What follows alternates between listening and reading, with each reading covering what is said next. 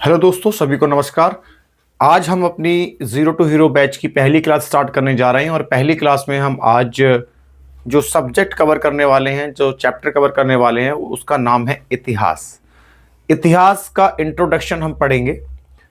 आपका जितने भी आपके एग्ज़ाम होते हैं, चाहे वो यूपीएससी है, पीसीएस है, चाहे वो रेलवे डिपार्टमेंट का है, एसएससी का कोई भी एग्ज़ाम है, उसमें जीएस पोर्शन से कहीं ना कहीं से प्रश्न जरूर पूछे जाते हैं, जिसमें कि एक आपका जो विषय है वो है आपका इतिहास। इतिहास विषय से बहुत ज़्यादा क्वेश्चन पूछे जाते हैं। इसमें आपके तीनों तरीके की आपके इतिहास जो सब्जेक्ट है उसमें तीन तरीके से पूछा जाता है। एक आपका, मैंने आपको कल भी बताया था, इतिहास में आपका तीन तरीके से प्रश्न पूछे जाएंगे, तीन तरीके से या तीन एरिया से, जिसमें आप प्राचीन इतिहास, मध्यकालीन इतिहास, आधुनिक इतिहास, है ना, और एक विश्व का इतिहास। इस तरीके के जो प्रश्न हैं वो आपके इतिहास विषय से पूछे जाते हैं, जो आज हम कवर करेंगे। तो अपना जो कॉपी और पेन है उसको लेके बैठ जाइए। और इस क्लास में जो हम स्टार्ट करने वाले हैं वो स्टार्ट करेंगे कि जो इतिहास है हमारा, जो भारतीय इतिहास है ना, या मान लीजिए एक तरह से कहें कि हम इतिहास को कैसे जानेंगे, है ना, कि इतिहास में मान लीजिए कहीं पे हड्डियां मिली, कहीं पे मान लीजिए किसी की कोई नेल्स मिल गया, मान लीजिए कहीं पे मान लीजिए कुछ कंकाल मिला किसी का, कहीं पे खोपड़ी मिली, कहीं पे मान लीजिए जो हमारी रिब्स हैं वो मिल गई, है। तो हम कैसे पता करेंगे कि इतिहास में एक्चुअल में हुआ क्या था? और अगर हम ये पता कर लेते हैं कि इतिहास में ये घटना घटी, तो हम ये कैसे पता कर पाएंगे कि उसका कालक्रम क्या था, वो किस समय घटी? मान लीजिए बहुत समय पहले ये इस तरीके का मार्कर यूज में आने लगा, एग्जाम्पल के तौर पे मान लीजिए, तो मुझे ये तो पता चल गया कि ये मार्कर उस समय यूज होता था, लेकिन वो जो मैं कह रहा हूं कि उस समय वो कौन सा समय था? वो 1835 था, वो 2010 था, वो 2020 था, या मान लीजिए ये 1700 के आसपास का समय था, या मान लीजिए वो आज से 50 लाख साल पहले का समय था। तो ये जो सारी चीजें हैं, तो इन सभी को मतलब याद करने के लिए या पढ़ने के लिए हम ये कैसे पता लगाएं कि कौन सी घटना इतिहास में कब घटी? इस पूरे प्रोसेस के लिए हम एक वर्ड बोलते हैं, इतिहास एक परिचय। मतलब कि इतिहास में क्या क्या हुआ अब तक, आधुनिक समय तक क्या क्या हुआ, वो सारी हमें जो स्टडी है वो इस लेक्चर के अंदर हम कवर करेंगे। ठीक है, जिसको हम नाम दे रहे हैं इतिहास एक परिचय। याद रखना, इतिहास एक परिचय।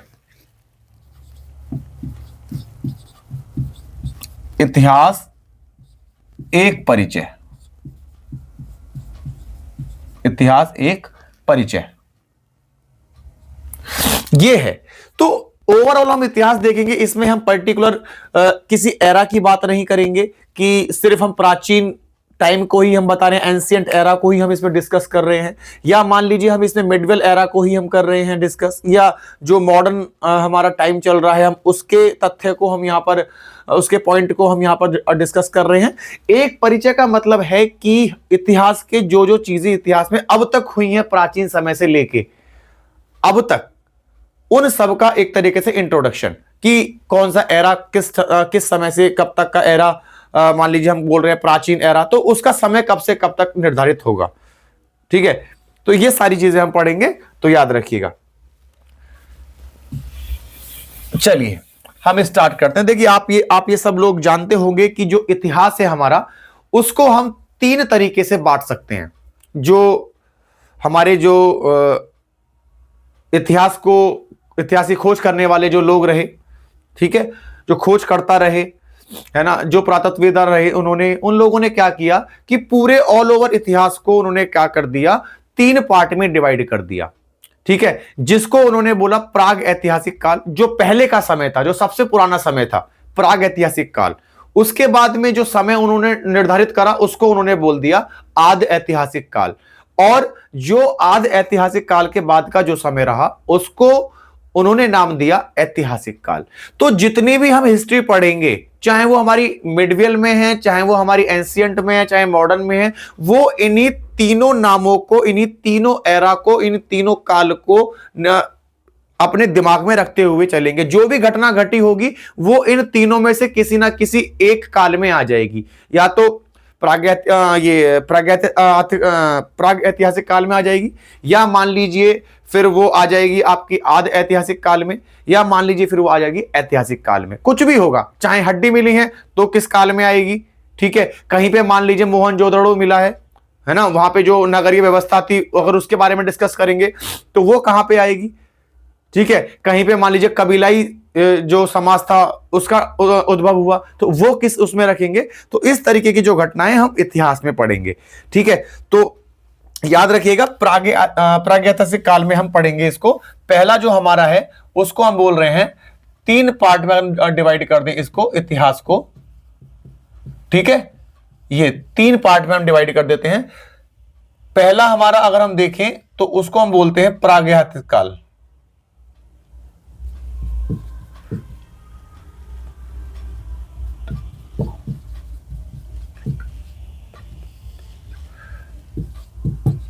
जो सबसे पुराना समय था, ठीक है। सबसे पुराना जो समय था हमारा, वो आपने पढ़ा होगा स्टोन एज, एक तरीके से, है ना। स्टोन एज आपने पढ़ा होगा, जिसमें पत्थरों की ज्यादातर पत्थरों के विषय में जानकारी मिलती है, पाषाण युग हम जिसको बोलते हैं, ठीक है। तो ये वाला जो युग था हमारा, वो युग था प्रागैतिहासिक काल, ठीक है। इसके बाद जो नाम दिया गया, इसके बाद का जो काल का नाम दिया गया, उसको बोल दिया आद।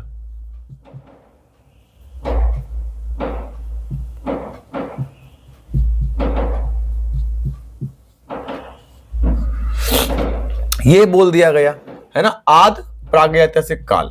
उसके बाद में जो तीसरा युग इन्होंने देखा, उसको बोला इन्होंने ऐतिहासिक काल। ऐतिहासिक काल इन्होंने ये नाम दिया। माफ कीजिएगा, थोड़ा हिंदी में मेरी जो राइटिंग है वो थोड़ी कमजोर है, तो मार्कर से थोड़ा लिखने की मतलब अभी हैबिट नहीं है, पेन से लिखने की हैबिट है। तो अभी थोड़ा सा समझ लीजिएगा, धीरे धीरे आपको भी मेरी राइटिंग समझ में आने लगेगी। अगर नहीं समझ में आती है तो आप कमेंट कर दीजिएगा, नेक्स्ट वीडियो में हम जरूर बताएंगे, ठीक है। तो ये आपके 3 टाइप के काल इन्होंने बता दिए। पहला जो सबसे पुराना जो काल था उसको क्या बोलेंगे, प्रागैतिहासिक काल।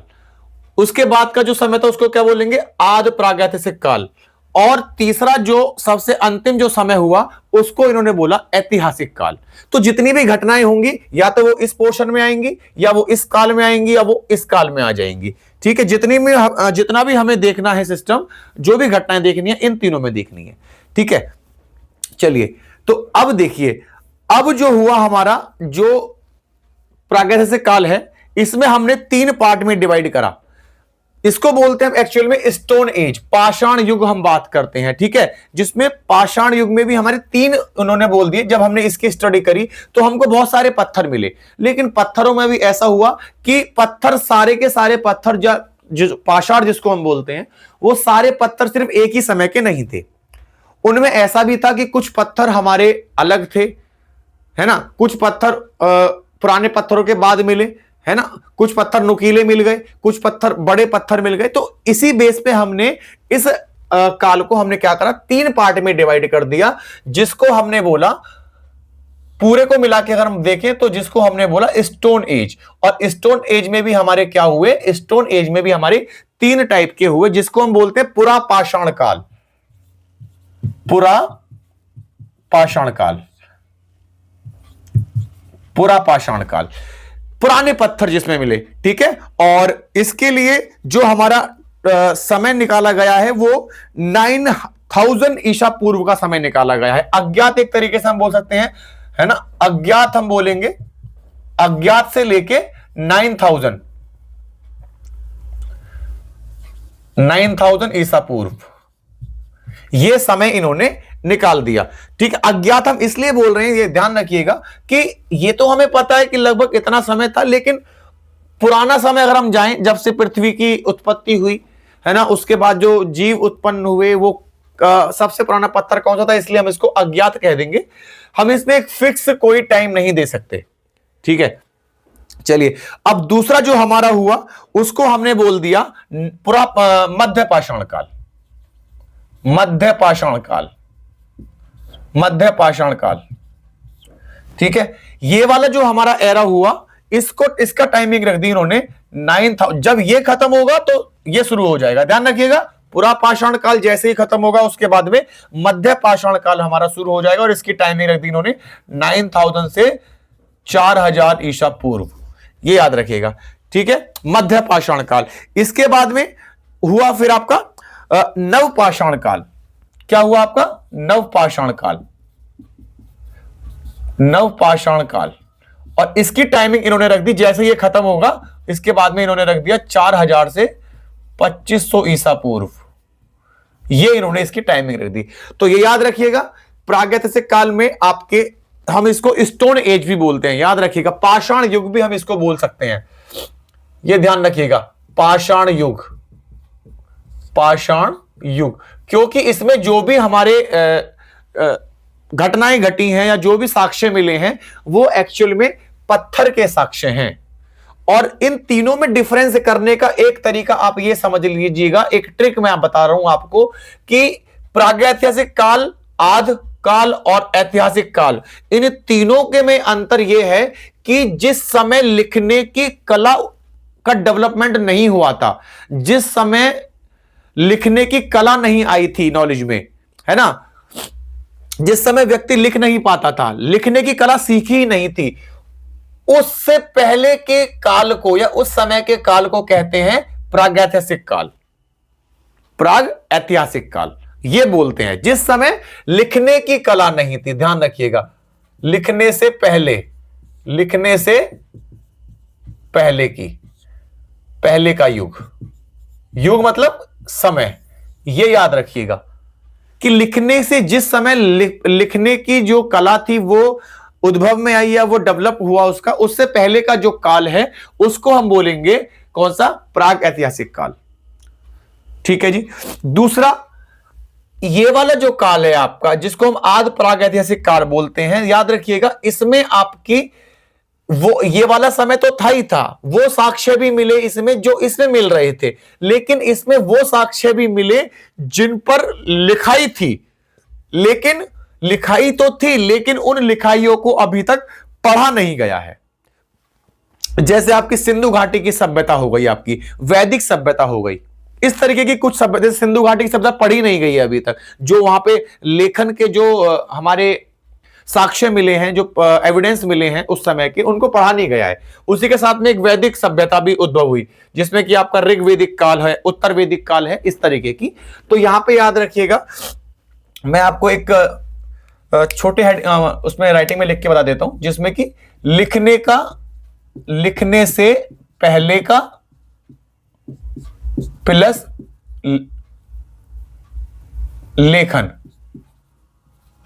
लेखन, ये दोनों आपके जो हैं, ये दोनों जो आपके हैं, ये दोनों के जो काल है, लिखने से पहले वाला, मतलब कि इसके भी साक्ष्य इसमें मिले हैं, लेकिन लिखाई के साक्ष्य भी मिले हैं इसमें, तो इस वाले काल को हम बोलेंगे क्या? आदि प्राग ऐतिहासिक काल। समझ में आया? और ऐतिहासिक काल अगर हम देखें तो ऐतिहासिक काल वाली जो है, इसमें तो प्योर ही लेखन की कला उद्भव, क्या नाम है, नॉलेज में आ गई थी, लेखन की कला, इसमें तो कोई दो राय है ही नहीं। ऐतिहासिक जो आज थोड़े कुछ साल पहले का समय जो है हमारा, वहां पे तो लोग लिखते थे, किसी ने दीवार पे कुछ लिख दिया, किसी ने कोई ताम्र पत्रों पे लिख दिया, तो ये पढ़ी जा सकती है, ये पढ़ी जा चुकी है एक तरीके से, जो ऐतिहासिक कला है हमारी। तो याद रखिएगा, प्राग ऐतिहासिक में क्या है, इसको हम जनरली पाषाण युग भी बोलते हैं। तो इसमें वो साक्ष्य आते हैं जो लिखने से पहले के हमारे साक्ष्य हुआ करते थे, जो एविडेंस लिखने से पहले के थे। और आदि प्राग ऐतिहासिक काल में लिखने से पहले के तो साक्ष्य मिले ही मिले हैं, लेकिन जिस समय लिखने की कला उत्पन्न हो गई थी, लोग लिखने लगे थे, चाहे वो पत्थरों पे ही लिखने लगे हो, है ना, लेकिन क्या है, वो पढ़ने में नहीं आई है, उनको पढ़ा नहीं जा सका है। जैसे एग्जांपल के तौर पर सिंधु घाटी जो लिखाई है वो नहीं पढ़ी जा, अभी तक नहीं पढ़ी जा सकी है। चित्रात्मक शैली है एक्चुअली में, एक होती चित्रात्मक शैली, तो वो नहीं पढ़ी जा सकी है अभी तक। और इसके बाद का जो काल है ऐतिहासिक काल, है ना, सो सबसे अंतिम काल जिसको माना गया है इतिहास का, उसमें लेखन की कला पूरी आ गई है। उसमें क्या आ गई है? लेखन की कला। तो इस लेखन की कला को पढ़ा जा चुका है, ध्यान रखिएगा, इसको हम रीड कर चुके हैं, इसको हम क्या कर चुके हैं, इसको हम रीड कर चुके हैं, याद रखिएगा। तो ये वाली जो काल है, ये वाला जो काल है आपका, ये आपका ऐतिहासिक काल है। स्टोन एज हो गया आपका लिखने की कला से पहले का, और लिखने वाले जो टाइम है उसका काल हो गया, और एक लेखन की जो कला थी उसको पढ़ने वाला टाइम हो गया। ये 3 टाइप के आपके एराज हैं, ठीक है। ये आपके 3 एरा हैं, या 3 समय मान लीजिए इनको। इसमें हमने स्टोन एज बोला, और स्टोन एज को हमने उसके समय के अनुसार जो अज्ञात समय से लेकर 9000 ईसा पूर्व तक का समय है, उस समय जो साक्ष्य मिले उनको हम पुरा पाषाण काल बोलते हैं। जो पत्थरों के साक्ष्य मिले, पुरा मतलब पुराने पाषाण, पाषाण मतलब पत्थर या बड़े पत्थर, है ना। तो इस वाले काल को जो हम बोलेंगे वो अज्ञात से लेकर 9000 ईसा पूर्व तक। इसके बाद का जो समय हुआ मध्य पाषाण काल, इसका जो समय है वो 9000 से 4000 ईसा पूर्व। और इसके बाद का जो हमारा काल है नव पाषाण काल, है ना, नियोलिथिक। इसलिए इसका जो समय है नव पाषाण काल का वो 4000 से 2500 ईसा पूर्व। ये हमारा समय रहा इसमें। उम्मीद है सबको समझ में आ गया होगा। इस पूरा पाषाण काल में जब हम अपना चैप्टर स्टार्ट करेंगे प्राग ऐतिहासिक काल वाला, तो पूरा देखेंगे, पूरा डेवलपमेंट देखेंगे कि इस समय कौन कौन से साक्ष्य मिले, रामायण का क्या, रामायण कैसे वर्क करती थी अपना, महाभारत कैसे वर्क करती थी, बौद्ध धर्म हो गया, जैन धर्म, इनके जो साक्ष्य मिले हमें, पूरा पाषाण काल के साक्ष्य मिले हमें, कंकाल मिले हमें, कुत्ते की हड्डियां मिली, है ना, पशुओं की हड्डियां मिली हैं। तो इस तरीके के जो कुछ हमें हड्डियों से, जानवरों की हड्डियों से बने हुए बर्छी मिले, छीलन मिली, है ना, भाला मिला हमें, वो हम धीरे धीरे पढ़ेंगे। तो वो जो सारी चीजें हैं जो पत्थरों से बनी जो साक्ष्य हैं, है ना, जो एविडेंस है, वो सारा हमारा किस में आ जाएगा, प्रागैतिहासिक काल में आ जाएगा, स्टोन एज में आ जाएगा। पुरापाषाण, मध्य पाषाण, नव पाषाण, 9000 तक, 4000 तक और 2500 ईसा पूर्व तक। ये याद रखिएगा। समझ में आ गया? चलिए आप एक बार इसका स्क्रीनशॉट ले लीजिए, उसके बाद हम चलते हैं आगे।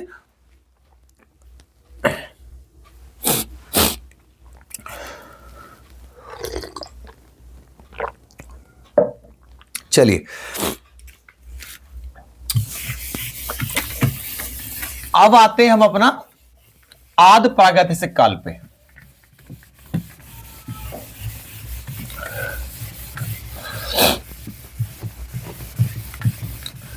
आदि प्रागैतिहासिक काल, जहां पे लिखने की कला से पहले और लिखाई वाला समय जो था वो आता है।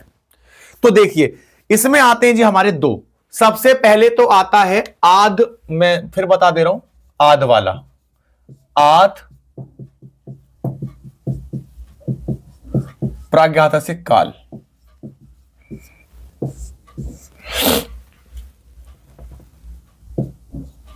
ठीक है जी।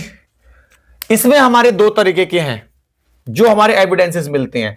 उन काल को हमने बोला, एक को हमने बोल दिया सिंधु घाटी सभ्यता का काल,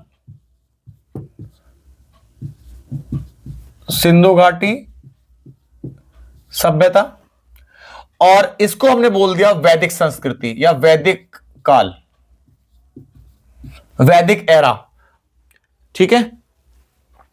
तो सिंधु घाटी की सभ्यता में अगर आप देखोगे तो सिंधु घाटी की सभ्यता जो थी आपकी, सिंधु नदी और ये वाली जो थी आपकी, वो सिंधु प्लस घाघरा नदी जो है के किनारे,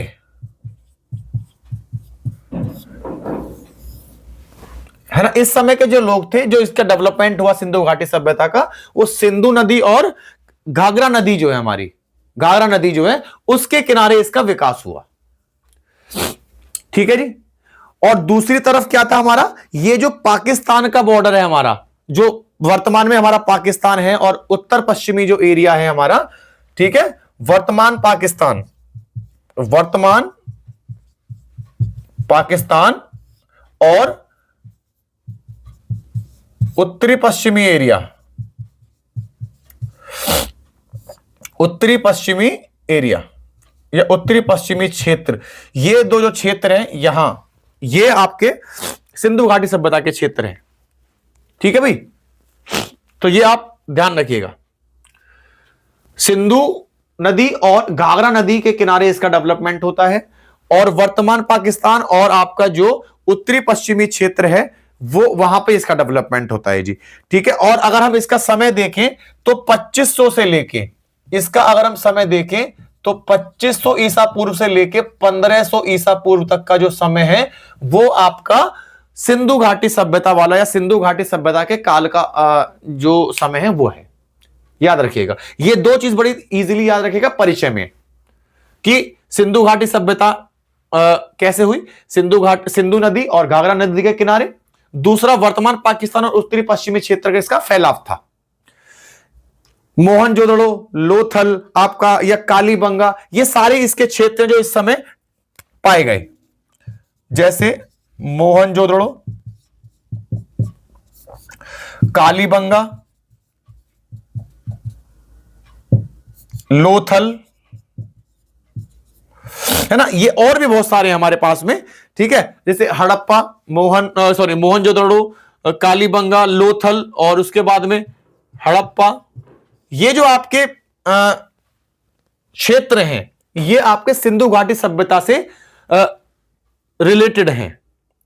जब हम आगे पढ़ेंगे इसके बारे में, सिंधु घाटी सभ्यता के बारे में, तो हम देखेंगे कि मोहनजोदड़ो में क्या खास बात थी, कालीबंगा में क्या खास बात थी, लोथल में क्या था, हड़प्पा में क्या था, सब हम पढ़ेंगे। नगरीय व्यवस्था कैसी थी, वहां पे जो हमारे स्नान घर मिले हैं, अन्नागार मिले हैं, जो अन्न गृह मिले हैं, उनकी जो मेजरमेंट है या उनकी लंबाई चौड़ाई है वो कितनी थी, सड़कें जो होती थी वो किस तरीके के, वो समकोण पर काटती थी सड़कें एक दूसरे को, किस तरीके से जो मोरियां होती थी, वो मैन होल जो होते थे वो किस तरीके से वर्क करते थे, वो हम इसमें पढ़ेंगे। ठीक है, सबके अलग अलग हैं। मानचित्र में देखेंगे कि लोथल कहां है, मोहनजोदड़ो कहां है, आपका कालीबंगा कहां है, ठीक है, इस तरीके के हड़प्पा कहां पे, ये सब हम इसमें पढ़ेंगे। तो याद रखिएगा, इसका जो समय है सिंधु घाटी सभ्यता का वो 2500 से लेके 1500 ईसा पूर्व तक का जो है वो समय आपका सिंधु घाटी सभ्यता का समय है। सिंधु घाटी सभ्यता एक बार फिर से देख लीजिएगा, सिंधु और घाघरा नदी, इसके जो किनारे थे, इनके किनारे, इन दोनों नदियों के किनारे पर इसका विकास हो रहा है, और वर्तमान में जो पाकिस्तान है और जो उत्तर पश्चिमी एरिया है वहां पर इसका विकास देखने को मिलेगा।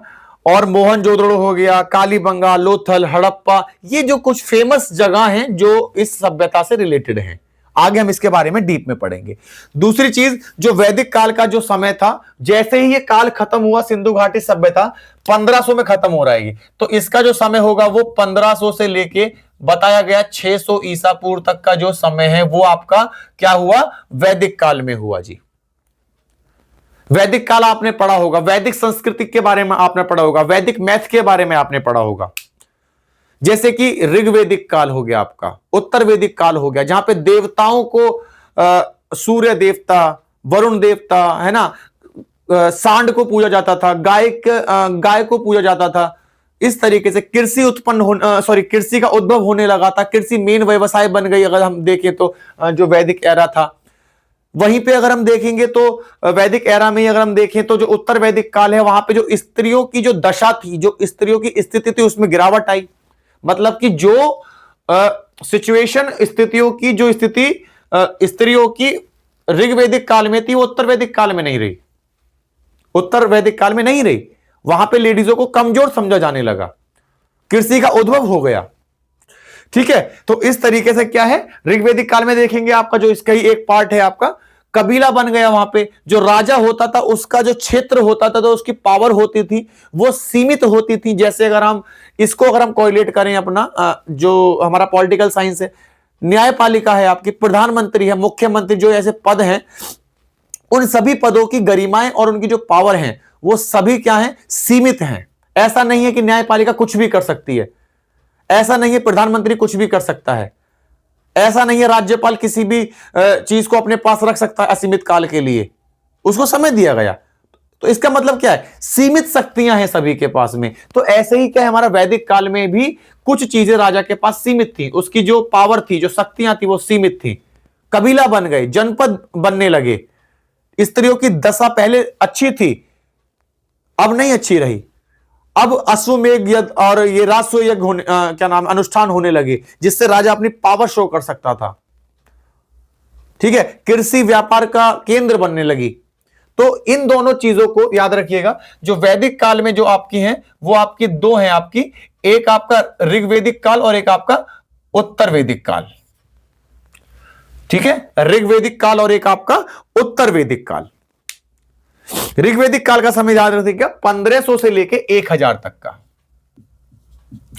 1500 से लेके 1000 ये वाला जो समय है, इसका जो समय है लगभग 500 वर्ष का, वो आपका वैदिक ऋग्वैदिक काल में आता है। और इसके बाद में जो आपका 1000 से लेके 600 तक का जो 600 तक का जो समय है वो आपका किस में आता है, उत्तर वैदिक काल में। आप देखोगे कि गाय का जो सम्मान था वो बढ़ने लगा, है ना। आप देखोगे कि उत्तर वैदिक काल में जो आज जो सबसे बड़ी हमारी जो गंदी चीज अगर मैं सबसे ज्यादा बोलूं जो भारत में है वो है जातिवाद, वर्ण व्यवस्था, वो यहीं पे स्टार्ट हो गई। पहले लोगों को उसके काम के अकॉर्डिंग वर्ण दिया जाता था, जो कि ठीक है, उसमें कोई मतलब मैं ये नहीं कहूंगा ठीक है, लेकिन हाँ उसको उसके काम के अकॉर्डिंग एक तरीके की पोस्ट दे दी जाती थी, ठीक है।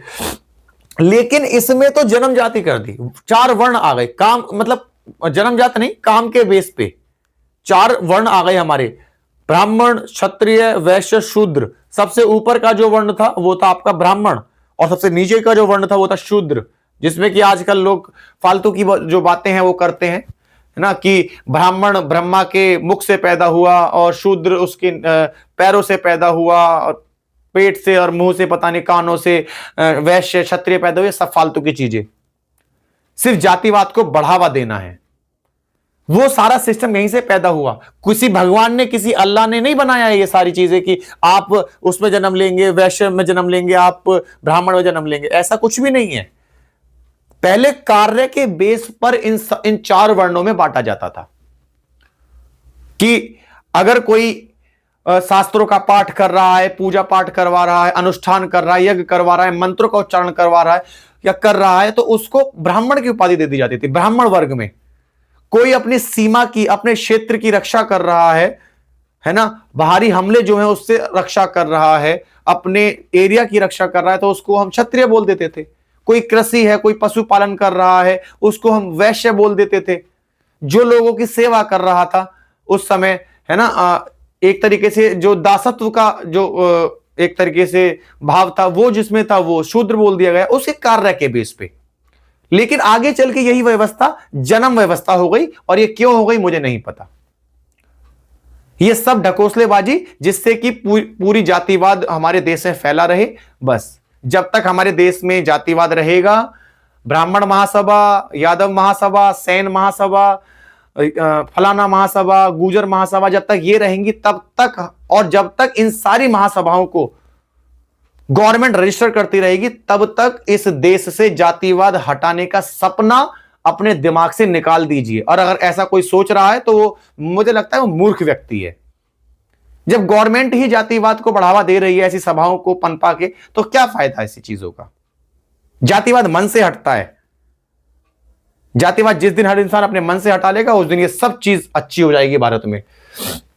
ठीक है जी, तो याद रखिएगा जो आपकी ऋग्वेद है और आपका जो उत्तर वैदिक काल है, ऋग्वैदिक काल और उत्तर वैदिक काल में दोनों में अंतर आपको पता ही चल गया है कि एक का समय जो ऋग्वैदिक काल का जो समय है वो आपका 1500 से 1000, और जो आपका उत्तर वैदिक काल है वो 1000 से 600। तो ये याद रखना आप, ठीक है जी। चलिए, तो मैंने आपको बताया ऋग्वैदिक काल में आपका जो भी था कबीला बनने लगी, राजा की शक्तियां सीमित होने लगी। और अगर देखें तो एक तरीके से मैं बोलूं कि जो आपका ऋग्वैदिक काल है ये एक्चुअली में धार्मिक और आपकी सामाजिक व्यवस्था को दर्शाता है ना। दोनों ही एक तरीके से क्या करेंगे, दोनों ही एक तरीके से ऋग्वैदिक काल और उत्तर वैदिक काल उस समय की जो धार्मिक व्यवस्था थी और जो डेवलपमेंट हो रहा था समाज में, उस समाज को ये दर्शाता है। वो कंडीशन कि धर्म में कैसा था, अनुष्ठान कौन कौन से होते थे, राजा क्या करता था, कौन कौन से यज्ञ होते थे, वो सब इसमें बताया गया है। ठीक है, ऐसे ही हमारा उत्तर वैदिक काल में मैंने आपको बताया यहां पे लोहे का उपयोग भी होने लगा, यहां पे जैसे लोहा का उपयोग होने लगा, यहां पे आपका कृषि लोग करने लगे, यहाँ पे जो फीमेल्स की जो स्थिति थी वो डाउन होने लगी, है ना। इस तरीके से जो आपके अनुष्ठान थे, जो आपके यज्ञ थे, आपका राजसूय यज्ञ और आपका अश्वमेध यज्ञ जो होता था, ये सारे यज्ञ के बारे में ये पढ़ेंगे आगे, ठीक है। तो ये आपका था ऋग्वैदिक काल, जिसमें कि हम बोलते हैं वैदिक सभ्यता। वैदिक सभ्यता हमारा कहां से है, जैसे ही हमारा खत्म हुआ 1500 में सिंधु घाटी सभ्यता, वहां से स्टार्ट होता है और ये लगभग 600 ईस्वी तक चलता है, 1500 से लेके। दो पार्ट में डिवाइड है हमारा, ऋग्वैदिक काल और उत्तर वैदिक काल। इन दोनों काल को मिला के हमारा एक काल बनता है जिसको बोलते हैं वैदिक काल। ऋग्वैदिक काल में आपका 1500 से 1500 वर्ष का ये, और आगे का जो 400 वर्ष का समय वो ये वाला समय, ठीक है जी। 1000 से 600 ईसा पूर्व। ये समझ में आ गया, स्क्रीनशॉट ले लीजिए इसका अगर आपको नहीं लिखा है किसी ने तो। इसके बाद हम आते हैं अपने अगले काल पर, जिसको बोलते हैं ऐतिहासिक काल। इसमें क्या क्या मिला है ना, कि आदि प्रागैतिहासिक काल में क्या क्या मिला, कौन कौन से साक्ष्य मिले हैं, है ना, किस देवता को ज्यादा प्रायोरिटी दी जाती थी, ठीक है, किस देवता को कम प्रायोरिटी मिलती थी। उत्तर वैदिक काल में चल के कौन से देवता का जो वैल्यू थी वो कम हो गई, वो हम आगे पढ़ेंगे। अब हमारा आता है ऐतिहासिक काल। याद रखिएगा, ऐतिहासिक काल में हमारे 3 टाइप के काल हैं, जो आपको पता ही है। ऐतिहासिक काल में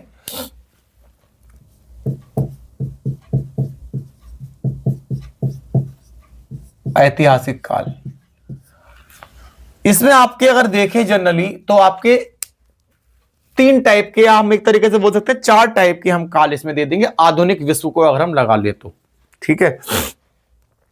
जैसे इसमें हम देखें तो आपका प्राचीन काल आ जाएगा। अगर हम दूसरा देखें तो आपका मध्य काल आ जाएगा। तीसरा देखें तो हम इसमें आधुनिक काल आ जाएगा, और चौथा देखें तो हम इसमें आधुनिक विश्व आ जाएगा। सिर्फ भारत की बात नहीं करेंगे, आधुनिक विश्व की भी बात करेंगे, इस तरीके से। तो ये जो ऐतिहासिक काल है ये आपका 4 टाइप का काल है, याद रखिएगा। तो जहां से हमारा खत्म हुआ था उत्तर वैदिक काल, उसके बाद का जो काल है वो आपका कौन सा काल है, ऐतिहासिक काल, जिसमें प्राचीन काल, मध्य काल, आपका आधुनिक काल और आधुनिक विश्व। तो कहां से खत्म हो रहा था हमारा, 600 से लेके ये चलेगा 1950 तक। याद रखिएगा, 600 से यहां से समय स्टार्ट होता है और यहां तक का 1950 का समय है। याद रखिएगा, आजाद होने के 3 साल बाद तक का जो 1950, या सीधे सीधे याद रखो 1950 तक का जो काल है वो आधुनिक विश्व, मतलब कि इसके बाद तक का जो काल रहेगा 1950 से स्टार्ट हो जाएगा, 14वीं शताब्दी से 1950 तक का। तो याद रखिएगा इसमें। तो अब प्राचीन काल में जो हमारे अगर देखेंगे तो इसमें अलग अलग चीजें हमें देखने को मिलती हैं। अब मैं पूरे को अगर मैं एक साथ देखूं तो अगर प्राचीन काल में हम देखें तो महाजनपद काल, जहां पे महाजनपदों का उदय हो रहा था, ठीक है जी। प्राचीन में आपका महाजनपद काल। महाजनपद कैसे बनते हैं, जनपद कैसे बनते हैं, जन कैसे बनते हैं, कबीला कैसे बनते हैं, ये सब आगे पढ़ेंगे। जब हम मौर्य काल पढ़ेंगे तो वहां पे समझ में आएगा जनपद का क्या मतलब है, ठीक है, महाजनपद का क्या मतलब है। उसके बाद हमारा जो आया वो आपका मगध साम्राज्य। क्या आया फिर, मगध साम्राज्य। महाजनपद काल के बाद में हमारा क्या आता है, मगध साम्राज्य। लगभग 300 तक का काल रहा है आपका, 600 से 300 तक का, ठीक है जी। उसके बाद का जो काल रहा हमारा वो आया आपका मौर्यन काल। मौर्य काल हमारा आया लगभग ये मौर्य काल के अगर मौर्य काल का हम देखें तो मौर्य काल के बाद में एक काल और आता है इसके साथ में ही, संगम काल और मौर्य काल, मगध, ये सब क्या है ये हम आगे पढ़ेंगे जब हम अपना चैप्टर बाय चैप्टर कवर करेंगे, वहां पे डिस्कस करेंगे डीपली। यहां पे सिर्फ एक इंट्रोडक्शन हम दे रहे हैं। उसके बाद में हमारा आता है मौर्योत्तर काल, जो मौर्यों के बाद का काल है। मौर्यों के बाद का काल, उत्तर मतलब बाद का, ध्यान रख रहा हूं। मौर्य काल और मौर्यों के बाद का काल, देन उसके बाद में आपका रहेगा गुप्त साम्राज्य। इसके बाद में आपका आ जाएगा क्या, मौर्य काल के जो बात का जो मौर्योत्तर काल के बाद का जो था वो आपका गुप्त साम्राज्य, गुप्त साम्राज्य। उसके बाद में आपका हर्षवर्धन, हर्षवर्धन काल। ठीक है जी। ये आपका अगर आप देखोगे तो ये धीरे धीरे जाते जाते आपका ये सिर्फ जो आपका प्राचीन काल है ये इसमें ये सारी घटनाएं घटी। महाजनपद काल आया, उसके बाद में मगध साम्राज्य आया, मौर्य काल आया, मौर्य काल के बाद में फिर साथ में संगम काल आया, उसके बाद में मौर्यों के बाद का जिसको हम मौर्योत्तर काल बोलते हैं वो आया, फिर गुप्त डेस्टिनी आई, गुप्त साम्राज्य जिसको हम बोलते हैं, उसके बाद में आपका हर्षवर्धन काल आया। तो ये वाला जो पूरा काल है ये सारा आपका किसका है, प्राचीन इतिहास का काल है। अब इन सब में हम क्या देखेंगे कि जैसे मान लीजिए मगध आए, मौर्य आए, हमारे हर्ष आए या गुप्ताज आए, तो इन सब की जो राजनीति, जो आपका जो उस समय का जो आर्थिक स्ट्रक्चर था, आर्थिक, दूसरा सामाजिक, ठीक है, उसके बाद में सामाजिक के बाद में अगर हम देखें तो उस समय का राजनीतिक है ना, और उस समय का धार्मिक, ये सारी कौन कौन से इसमें चेंजेस थे, हम इन सब के बारे में इनको कोरिलेट करते हुए चलेंगे। जैसे कि मगध के साम्राज्य में धार्मिक स्थिति कैसी थी, आर्थिक स्थिति कैसी थी, समाज की कैसी स्थिति थी, राजनीतिक जो कंडीशन थी वो क्या थी।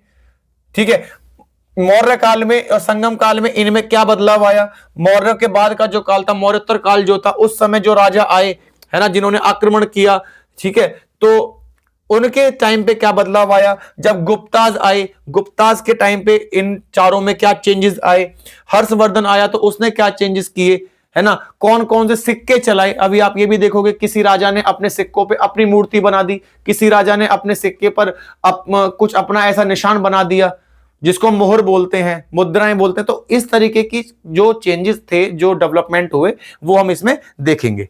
ठीक है जी। इसी तरीके से जो मध्य, ये अभी स्क्रीनशॉट ले लीजिए इसका, नॉर्मल एक टॉपिक मतलब इंट्रोडक्शन है कि महाजनपद, मगध साम्राज्य, मौर्य काल और मौर्य के बाद का काल, गुप्ता डेस्टिनी या गुप्ता साम्राज्य और हर्षवर्धन डेस्टिनी। ठीक है, इस तरीके के जो हमारे चीजें हैं या जो काल हैं वो हम पढ़ते हुए चलेंगे। ठीक है, तो अगर हम देखेंगे मध्य काल में जो राजा आए तब भी हम इन्हीं के बारे में पढ़ेंगे, आधुनिक काल में तब भी इन्हीं के बारे में पढ़ेंगे। एक्चुअल में हुआ क्या था उस समय, कौन कौन से क्षेत्रों को उन्होंने कब्जा किया, कौन कौन सी चीजों को उन्होंने बदला, राजनीतिक चेंजेस कैसे करे, कौन कौन से पद हुआ करते थे, इस तरीके से हम उसको देखते हुए चलेंगे। चलिए, तो ये आपका, उम्मीद करता हूं ये आपको जनरल इंट्रोडक्शन समझ में आ गया होगा। अब हम बात करें अपना मध्यकालीन के बारे में। तो मध्यकाल में आपके दो काल आते हैं, पूर्व मध्यकाल और एक आपका उत्तर मध्यकाल। ठीक है जी, ये आपका दो आते हैं, पूर्व और आपका उत्तर, दो पार्ट में डिवाइड करा गया है इसको। ठीक है, तो इस समय आपका उत्तर भारत, जैसे मान लीजिए राजपूत, चालुक्य, आपके चेर आपके आ गए, आपके पांडे आ गए आपके, है ना, जैसे आपका राजपूत आ गया, चेल आ गए, ठीक है, ये आपका पांडाज आ गए आपके। ठीक है, इस तरीके से आपके चेल के साथ साथ में आपके जो चालुक्य थे वो भी आ गए आपके, चालुक्य वो भी आ गए आपके, है ना। इस तरीके से गुर्जर प्रतिहार वंश रहा आपका, राष्ट्रकूट वंश रहा आपका, गुर्जर प्रतिहार वंश आपका, राष्ट्रकूट वंश रहा आपका, राष्ट्रकूट वंश, ये सारे जो आपके थे, है ना। तो ये जितने भी हैं आपके, इनके बारे में पढ़ना है, इन्होंने उन सारी चीजों में क्या चेंजेस करे, जैसे आर्थिक चेंजेस क्या हुए, पॉलिटिकल चेंजेस क्या हुए, वहां पे जो आपके सोशल चेंजेस थे वो क्या हुए आपके, कौन कौन सी इन्होंने मुद्राएं चलाई, कहां कहां इन्होंने आक्रमण करके किस पर कब्जा किया, किस क्षेत्र पर कब्जा किया। तो ये सारी चीजें हम पढ़ेंगे। ठीक है ना, इनके काल अलग अलग हैं, है ना, जिसको हम पाल, पल्लव, आपका दक्षिण, दक्कन, ये सारे अलग अलग नामों से फेमस थे। हम जब चैप्टर कवर करेंगे तो उसके साथ में सबको पढ़ेंगे। देन उसके बाद में एक काल आता है आपका जिसको हम बोलते हैं उत्तर मध्य काल, जैसे जिसमें आपका जो स्टार्ट होता है आपका दिल्ली सल्तनत से, दिल्ली सल्तनत, दिल्ली सल्तनत से स्टार्ट होता है। ठीक है जी, दिल्ली सल्तनत से आपका स्टार्ट होता है। उसके बाद में इस समय क्या हुआ, इस समय आपके जो विजयनगर वगैरह थे आपके, है ना, आपका मुगल थे, ये सारे लोग आए आपके, जैसे अभी है ना दिल्ली मुगल आपके। उसके बाद में अगर हम देखें तो जो आपका और भी बहुत सारी चीजें थी, उस समय हम डिस्कस करेंगे सबको कि कौन कौन से जो डेस्टिनी थी उनका विकास हुआ, उन्होंने क्या किया क्या नहीं किया।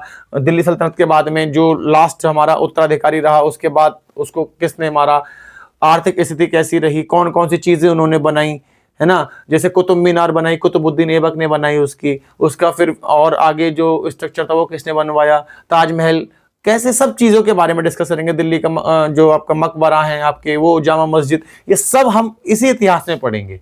इसी को बोलते हैं ऐतिहासिक स्टडी, इतिहास की स्टडी, किस समय बनी और किसने बनवाई। ठीक है, ऐसा भी पॉसिबल हो सकता है, मान लीजिए कोई बिल्डिंग बनाई हो किसी राजा ने, ठीक है, किसी शासक ने, और उसमें क्या हुआ हो कि उसके बाद में ऐसा हुआ हो कि बिल्डिंग आधी बनी और वो मर गया, या तो आधी बिल्डिंग रहेगी, और अगर पूरी बिल्डिंग बनी है तो फिर वो आधी बिल्डिंग जो रही थी वो किसने बनवाई। इस तरीके से हम देखेंगे कि किस शासक का कहां पे क्या हस्तक्षेप रहा, कितना योगदान रहा। ठीक है, उसके बाद में ये जो हमारा आधुनिक जो आधुनिक भारत था हमारा, उसमें तो फिर आपको पता है यूरोपियन कंपनीज आने लगी, है ना, मुगल साम्राज्य आने लगे उसमें, देन उसके बाद में बहुत सारे हमारे युद्ध भी हुए। तो ये सारी चीजें हम पढ़ेंगे। ठीक है, अंग्रेजों का कैसे आगमन हुआ, अंग्रेजों ने भारत पर कैसे विजय प्राप्त करी, दूसरा जो मुगल साम्राज्य थे, है ना, वो कमजोर कैसे पड़ने लगे, उनके उत्तराधिकारी कौन हुए। उसके बाद में जब अंग्रेजों का युद्ध हुआ था तो अंग्रेजों ने भारत पर कैसे विजय प्राप्त करी, है ना, बहुत सारे युद्ध हुए, कर्नाटक के युद्ध हुए, आपके बंगाल का युद्ध हुआ, मैसूर का युद्ध हुआ, वो किस समय युद्ध हुए, किस समय युद्ध नहीं हुए, कौन मारा गया, ये सब हम आगे इतिहास में पढ़ेंगे। जैसे दास्तां का बंधन क्या था, राष्ट्रवादी जो जागरण था, पुनर्जागरण क्या था, ये सब चीजें हम अपनी ऐतिहासिक जो हमारा लेक्चर रहेंगे, इतिहास के जो लेक्चर रहेंगे हम उसमें कवर करेंगे। ठीक है, स्वतंत्रता के बाद क्या हुआ, स्वतंत्रता में किस किस का योगदान रहा, गांधी जी के बाद का क्या समय रहा, गांधी जी के पहले का क्या समय रहा, क्या विचारधाराएं थी, है ना, ये सब हम इतिहास में कवर करेंगे। कुछ चीजें हम कवर करेंगे अपनी प्राचीन इतिहास में, कुछ कवर करेंगे हम अपने मध्यकाल में, है ना, कुछ हम कवर करेंगे आधुनिक भारत में, है ना, कौन कौन से युद्ध हुए, प्लासी का युद्ध कब हुआ, बक्सर का युद्ध कब हुआ, है ना, कर्नाटक का युद्ध, मैसूर का युद्ध, कौन कौन शामिल थे इसमें, इस तरीके से। ठीक है, बंगाल विभाजन कब हुआ, हैदराबाद, कर्नाटक, ये सब का हम एक तरीके से इतिहास पढ़ेंगे। ठीक है जी, उसके बाद में जो हमारा आधुनिक विश्व है, आधुनिक विश्व में क्या हुआ, पुनर्जागरण का कैसे रोल था हमारा, 14वीं शताब्दी से जो 16वीं शताब्दी के जो बीच का जो हमारा समय था। ठीक है, धर्म सुधार आंदोलन हुए बहुत सारे वहां पे। ठीक है, बहुत सारी ऐसी उस समय खोज भी चल रही थी, जो भौगोलिक खोजें हम जिनको बोलते हैं, क्या नाम है, जियोग्राफिकल रिसर्च जिसको हम बोलते हैं, पुनर्जागरण वहां पे चल रहा था। उसके बाद का जो समय था, जो 1750 से 1950 तक का समय, बहुत सारी क्रांतियां हुई, अमेरिकी क्रांति हुई, फ्रांसीसी क्रांति हुई, आपका औद्योगिक क्रांति, जब औद्योग का, हम इसको इकोनॉमी में भी कवर करेंगे, अर्थशास्त्र में भी, लेकिन जो हम इसमें जो चैप्टर आएंगे वो हम यहीं पे कवर करेंगे, जिससे कि हमें इकोनॉमी जब हम पढ़ेंगे, अर्थशास्त्र जब हम पढ़ेंगे औद्योगिक क्रांति के समय, तो वहां पे थोड़ा हमको सरलता रहे। ठीक है, तो उसके बाद प्रथम विश्व युद्ध, द्वितीय विश्व युद्ध, ये कब कब हुए, क्या क्या योगदान रहा। ठीक है, ये सब चीज को जब हम पढ़ लेंगे तो उसको हम बोलेंगे इतिहास। क्या बोलेंगे उसको हम, इतिहास, कि इतिहास में हमारा ये सारा काम हुआ। तो हमने जो आपको ये बताया है, वो हमने आपको बताया है कि जर्नल इंट्रोडक्शन क्या है, एक तरीके से कि इतिहास में ये चीजें पढ़नी है, ये हम कह सकते हैं। फालतू की चीजें नहीं पढ़ेंगे, जहां पे जरूरत पड़ेगी करंट अफेयर को यहां पे कोरिलेट करेंगे। ठीक है, तो हमने प्राग ऐतिहासिक काल, आदि ऐतिहासिक काल और आपका ऐतिहासिक काल, इन तीनों के बारे में हमने पढ़ा। ठीक है जी, प्राग ऐतिहासिक काल, आदि ऐतिहासिक काल और ऐतिहासिक काल, जिसमें कि आपका प्राचीन काल में, जिसको आप स्टोन एज भी बोल रहे थे, पुरा पाषाण काल, मध्य पाषाण काल, नव पाषाण काल, है ना, उस समय क्या क्या हो रहा था, जो आपका आद ऐतिहासिक काल है जिसमें लिखने की कला से पहले के साक्ष्य और लिखने वाले साक्ष्य जो थे, जो पढ़े नहीं जा सके हैं ज्यादातर, है ना, उनको उनके बीच का जो उस समय का जो हमारा एविडेंस रहे उसके बारे में पढ़ेंगे। जैसे ऋग्वेदिक काल है या वैदिक काल है, सिंधु घाटी की सभ्यता हमारी हुई, है ना, सिंधु घाटी में मोहनजोदड़ो हो गया, लोथल हो गया, आपका हड़प्पा हो गया, ऐसी चीजें के बारे में पढ़ेंगे। उस समय जो संरचनाएं बनाई जाती थी, बिल्डिंग्स की कंस्ट्रक्शन करा जाता था, कैसे करा जाता था, ये सब हम वहां पे पढ़ेंगे। उसके बाद में उसी समय जो वैदिक काल है, जो वैदिक संस्कृति या वैदिक एरा जिसको हम बोलते हैं, उसमें हमारा ऋग्वेदिक काल और उत्तर वैदिक काल, उस समय क्या क्या सामाजिक स्थिति थी, जो जनरली ऋग्वेदिक काल और उत्तर वैदिक काल, ये जो हमारे काल हैं दोनों, ये जनरली हमारे धर्म और धार्मिक और सामाजिक जो उस समय का जो कंडीशन थी वो बताती है। धर्म में क्या क्या चीजें हो रही थी और सामाजिक स्तर पर क्या क्या डेवलपमेंट हो रहे थे।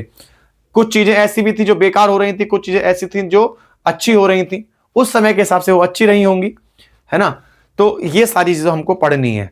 उसके बाद में जो हमारा ऐतिहासिक काल है, ऐतिहासिक काल में प्राचीन काल, मध्य काल, आधुनिक विश्व, इन सब के बारे में कौन सी डेस्टिनी आई, किसने किस पर कब्जा किया, उस समय की आर्थिक स्थिति क्या रही होगी, सामाजिक स्थिति क्या रही होगी, राजनीतिक स्थिति क्या रही होगी, ठीक है, ये सब हमें पढ़ने हैं। और उसके बाद में जो हमारा जितने भी हमारे आधुनिक विश्व में जो उस समय की जो कंडीशन थी, पुनर्जागरण की व्यवस्था थी, हम जो हो रहा था, उसके बारे में पढ़ना पड़ेगा, है ना। जो हमारा प्रथम विश्व युद्ध, द्वितीय विश्व युद्ध है, वो पढ़ना पड़ेगा। बहुत सारी क्रांति थी, अमेरिका क्रांति, फ्रांसीसी क्रांति, ये सब औद्योगिक क्रांति, इन सब के बारे में पढ़ना है। इन सबको पढ़ने के बाद में हम बोल सकते हैं कि हमको इतिहास के बारे में अध्ययन हमने किया हुआ है। तो इसी के साथ हम विदा लेते हैं और कल हम अपना जो पहला टॉपिक होगा इतिहास का उसको उठाएंगे, जिसको हम बोलेंगे प्रागैतिहासिक काल, जिसको हम स्टोन एज भी बोलते हैं, पाषाण युग भी बोलते हैं, जिसके 3 पार्ट हैं, ठीक है, पुरा पाषाण काल, मध्य पाषाण काल और नव पाषाण काल। इसको हम कल डिस्कस करेंगे अगली क्लास में। और उम्मीद करता हूं आप सभी को आज का जो हमने एक छोटा सा ब्रीफ इंट्रोडक्शन दिया है कि इतिहास को किस तरीके से हमें पढ़ना है, ये आपको अच्छे से समझ में आया होगा। अगर आपको इस क्लास से, इस कक्षा से कोई भी या इस टॉपिक से रिलेटेड कोई भी क्वेरी है तो उसको आप जरूर कमेंट बॉक्स में मेंशन कीजिएगा, जिससे हम अगली क्लास में उसका उत्तर जरूर दे सकें। और अगर आपको क्लास अच्छी लगती है तो क्लास को शेयर जरूर कीजिएगा, लाइक कीजिए, कमेंट कीजिए, ठीक है। और आप हमें इंस्टाग्राम पे भी फॉलो कर सकते हैं। Thank you. इसी के साथ विदा लेते हैं। धन्यवाद।